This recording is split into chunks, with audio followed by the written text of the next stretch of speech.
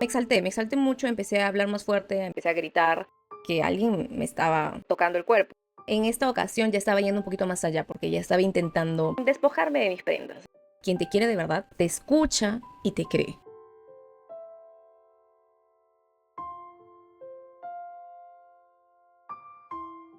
Hola, ¿qué tal? ¿Cómo están? Bienvenidos nuevamente a un episodio más de Flor de Pavimento.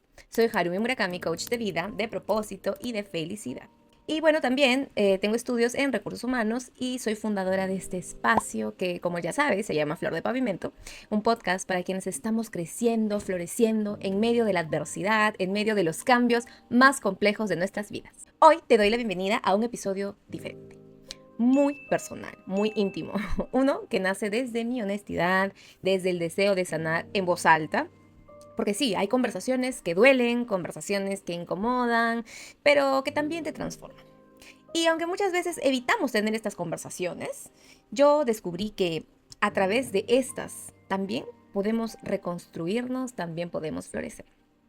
Así que te invito a quedarte conmigo. Voy a compartirte el día de hoy 4 conversaciones incómodas que sin quererlo me cambiaron para siempre.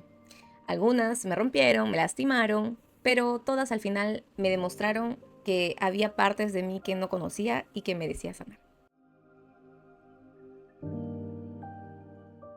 Y voy a comenzar con una historia un poquito fuerte, un poquito bastante delicada, la verdad.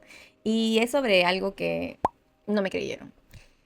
Bueno, para empezar les voy a contar que tenía un poco más de 18 años, la verdad. No recuerdo muy bien, pero no tenía 20, ni 20 años. Cuando yo tuve que contarle a una amiga que era muy cercana en ese tiempo, ¿no? Que su pareja había intentado abusar de mí.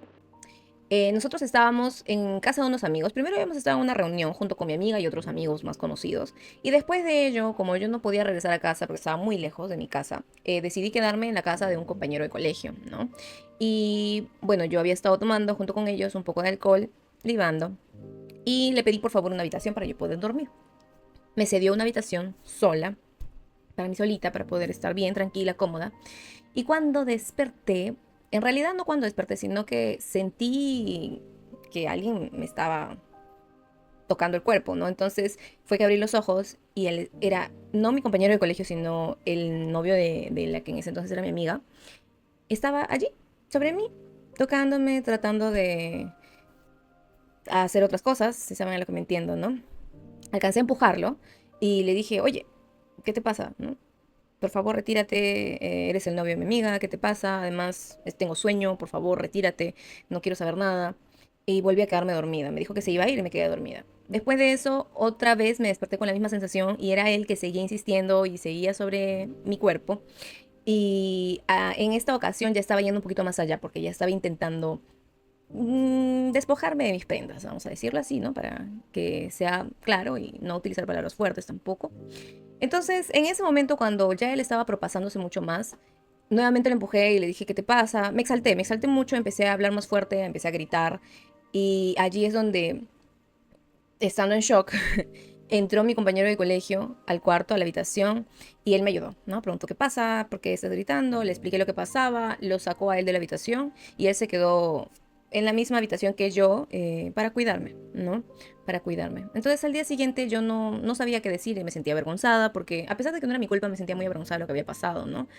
Y este muchacho que había intentado propasarse se puso a contar a sus amigos, a todas las personas que conocía que habían estado en la reunión o no sé quiénes más, se puso a decir de que habíamos tenido algo, ¿no? De que habíamos consumado un acto, el acto que él intentaba hacer conmigo.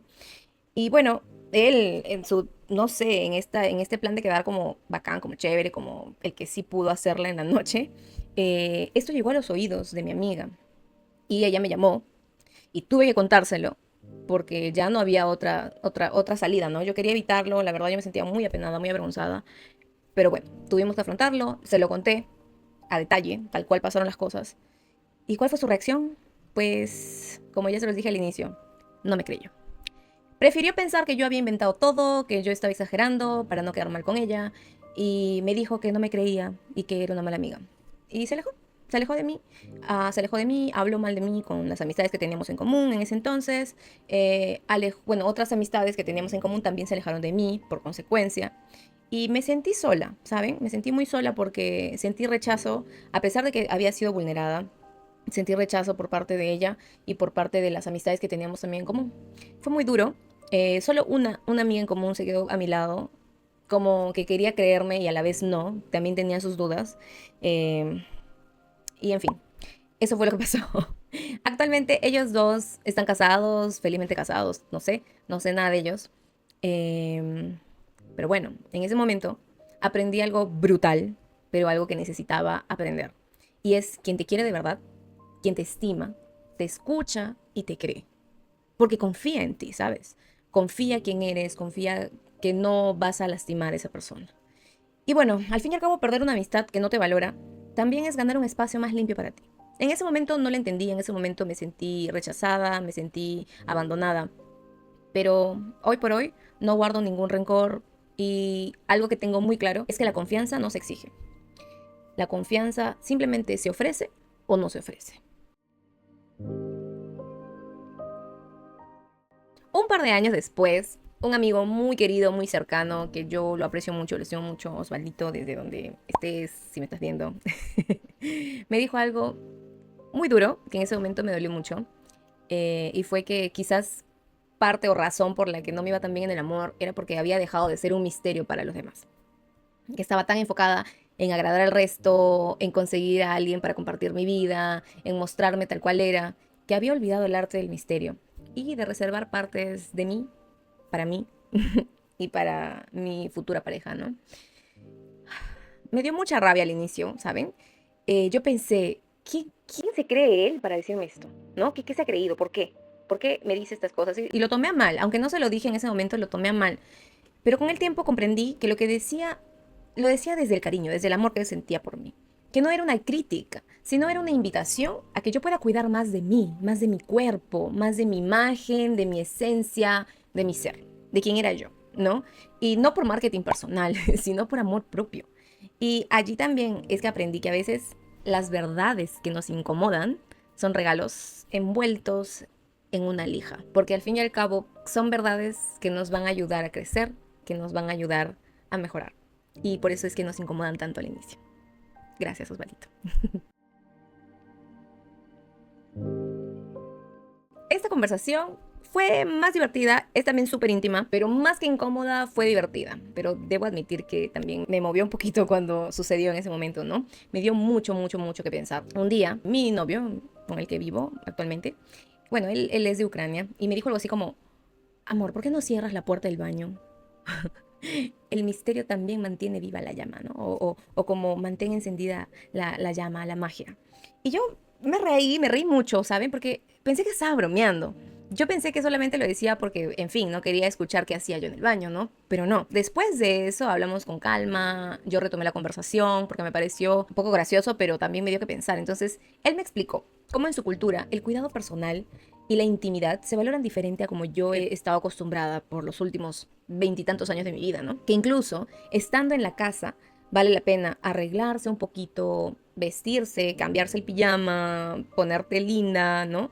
Estando en casa y no por obligación, sino más que todo por respeto mutuo y por un tema de autocuidado. Y lejos de sentirme criticada, la verdad me pareció algo muy tierno de su parte, porque se tomó el tiempo de explicármelo con amor, desde el amor y la comprensión, porque para él también era algo nuevo, lo que yo estaba demostrándole a él con la convivencia. Entonces me gustó mucho la manera en cómo dialogamos, cómo él desde el amor y la comprensión me hizo entender su punto de vista y me hizo reflexionar. Porque muchas veces creemos que lo más auténtico o lo más, el amor genuino, el amor de verdad es mostrarnos así, tal cual, ¿no? O sea, sin tapujos, sin pudor. Y no lo digo en general, lo digo porque algunas personas piensan como yo, ¿no? Y bueno, pero saben, también está bien elegir qué partes compartimos y qué partes nos guardamos, ¿no? La pareja también se nutre del detalle, del cuidado, no de lo evidente o de lo obvio o de lo rutinario. Y finalmente, este es un tema muy delicado que tuve en el 2023 y que toca muchas fibras sensibles mías. Y es que en el 2023 mi psiquiatra y mi psicóloga me diagnosticaron con TLP, que es el trastorno límite de la personalidad. o también conocida como borderline. Y lejos de sentirme etiquetada, porque una prima que es psicóloga me dijo, Harumi, los diagnósticos no son más que una etiqueta, te pueden hacer sentir de que tú eres así, como que te engloban en un tipo de persona. Y en realidad no. Lo que yo le expliqué a mi prima y lo que yo sentí, les puedo explicar a ustedes ahora, es que no me sentí etiquetada, no me sentí en un grupo separado, sino sentí un alivio muy grande, porque fue como si alguien por fin me entregara un mapa de cómo vivir mi vida o cómo expresarme. Era un mapa de mí, de Harumi. Entonces yo podía entenderme, por fin pude comprenderme. Este mapa me explicaba mis dolores, me explicaba mis impulsos, mis emociones intensas y hasta los vacíos existenciales que yo atravesé por muchos años de mi vida. Y desde allí empecé una terapia cognitivo-conductual, que es una de las más populares, y fue como abrir una ventanita. Descubrí que no estaba rota, que no estaba mal, que no estaba loca, como algunas personas etiquetan a otras, ¿no? Sino solamente necesitaba yo misma comprender cómo funcionaba mi mundo emocional. O sea, yo necesitaba entenderme a mí misma y entender mi fisiología o cómo mi cerebro funcionaba, ¿no? Entonces pude recibir estas explicaciones, pude entender razones y sobre todo pude recibir compasión de mí misma. Compasión que necesitaba y que merecía. Porque yo me trataba muy cruel a veces me trataba muy tajante y no era compasiva conmigo misma. De mí para mí, esa compasión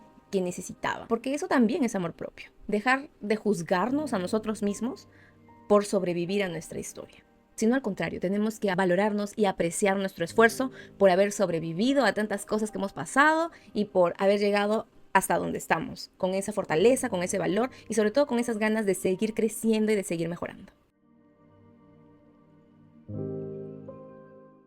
Y bueno, hoy quise compartirte estas 4 conversaciones incómodas que cambiaron mi vida, pero no para dar lástima, no para ponerme en son de víctima, la verdad, sino es para recordarles a todos ustedes que todos estamos aprendiendo, todos estamos transformándonos y aprendiendo a lidiar con situaciones diferentes que se nos presentan en la vida. Y no se trata de evitar el dolor o evitar conversaciones incómodas o verdades incómodas simplemente para no sentirnos mal, sino tenemos que afrontarlo con mucha valentía y darle sentido, darle forma, entender por qué nos incomoda tanto esto que estamos haciendo, cuál es la razón, si realmente necesitamos trabajar en algo o quizás es un problema externo. Es importante que siempre afrontemos con valentía conversaciones incómodas que a veces nos asusta tener. Aprendimos también que la valentía emocional no es la ausencia de miedo, porque créanme que yo me moría de miedo en cada una de las conversaciones que tuve que les he mencionado y en otras ocasiones, sino más bien es estar consciente de que es la verdad y que con eso vamos a trabajar, con nuestra verdad y con la verdad, nada más que con ello, con la honestidad. Y muchas veces también para sanar necesitamos hablar, porque aunque nos tiemble la voz, tenemos que expresar eso que sentimos y eso que pensamos. A veces simplemente decirnos a nosotros mismos cosas en voz alta nos ayuda a comprender mejor las cosas y sanar también. Gracias por acompañarme nuevamente en este episodio de Flor de Pavimento. Si te gustó este episodio, no te olvides de seguirnos en nuestras redes sociales y compartir este contenido con alguien que lo necesite. Pueden encontrarme en las redes sociales como Harumi Murakami y como Flor de Pavimento, en Facebook, Instagram, TikTok, Spotify y YouTube.